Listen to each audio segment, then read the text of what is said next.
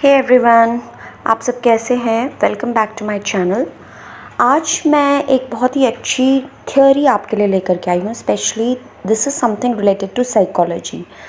आई feel कि मुझे कहीं ना कहीं साइकोलॉजी में बहुत ज़्यादा इंटरेस्ट है, स्पेशली ह्यूमन बिहेवियर समझने के लिए। So I keep on reading such kinds of articles and I keep on researching about it.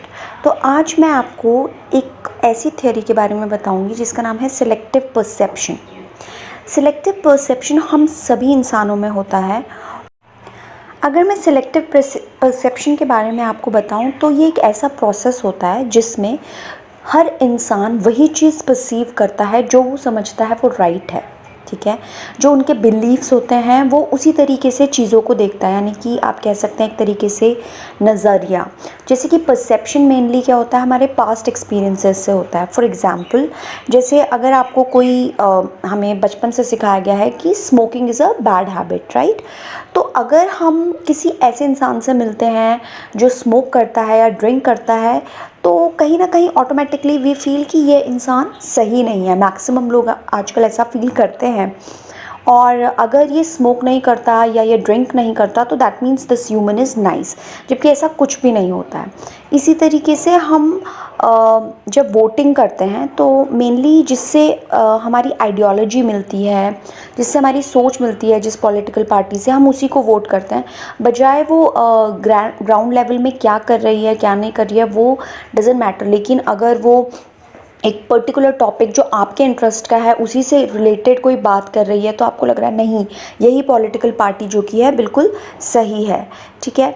इसी तरीके से अगर मैं आपको सिंपल वर्ड्स में बोलूँ, कोई एक टीचर है, उसका एक कोई फेवरेट स्टूडेंट है, तो वो फेवरेट स्टूडेंट अगर कुछ गलतियां भी करता है तो वो उसको इग्नोर करती है, because she always sees his right points.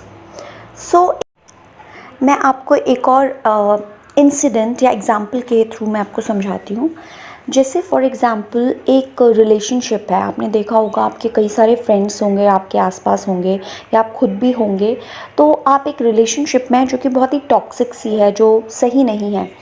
अब आप अपने फ्रेंड को समझाते हो कि अगर आप इस रिलेशनशिप में रहते हो तो आपको नेगेटिविटी दिख रही है कि ये इंसान आपके लिए सही नहीं है, इसकी ये गलतियां हैं और आगे चल कर के भी ये सही नहीं होगा।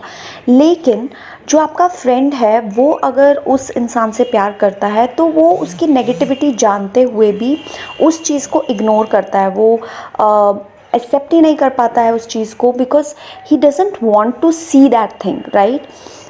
जो गलतियां हैं, तो इसको हम एक तरीके से बोल सकते हैं it is completely selective perception, ठीक है। वो भले ही बाद में एक क्लियर पिक्चर आ जाती है, सब कुछ सामने सच सच आ जाता है, लेकिन जब तक ऐसी सिचुएशन नहीं आती है कि वो कम्प्लीटली ट्रिगर हो चुका है या कम्प्लीटली उसके सामने पूरी क्लियर पिक्चर आ गई है, तब तक वो सिलेक्टिव परसेप्शन मोड में ही रहता है। तो this is one of the example जो आई गेस आपको अच्छी तरीके से समझ आ गया होगा। अब क्योंकि मैं ह्यूमन साइकोलॉजी की बात कर रही हूँ, तो यह जो कि सिलेक्टिव परसेप्शन है ये एक मार्केटिंग टूल की तरह भी काम करता है। चलिए मैं आपको एक एडवर्टीज़मेंट के थ्रू आपको समझाने की कोशिश करती हूँ।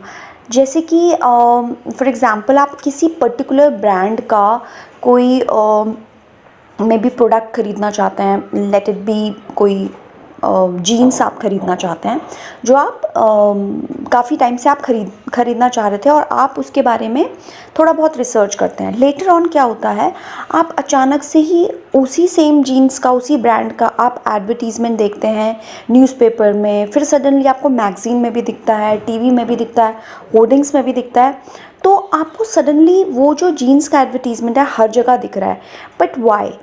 क्या ये पहले नहीं था? ये पहले भी था, लेकिन अब क्योंकि आपकी जनरल अवेयरनेस, आप उस चीज़ को लेकर के बहुत सिलेक्टिव हो गए हो तो आपको वो हर जगह दिख रहा है। और मेन चीज़ क्या होता है, इस वजह से जो मार्केटिंग कंपनी है वो एक्चुअली ट्रिगर कर रही है आपकी जो डिज़ायर है, ताकि आप वो जीन्स खरीद सको। और वो बार बार इस चीज़ को प्रमोट कर रही है, इस प्रोडक्ट को, इसीलिए उसकी जो सेल है वो इंक्रीज़ होती है। इसी तरीके से बहुत सारे नंबर ऑफ़ वेज़ हैं जहाँ पे सिलेक्टिव परसेप्शन अकर होता है हमारी लाइफ्स में।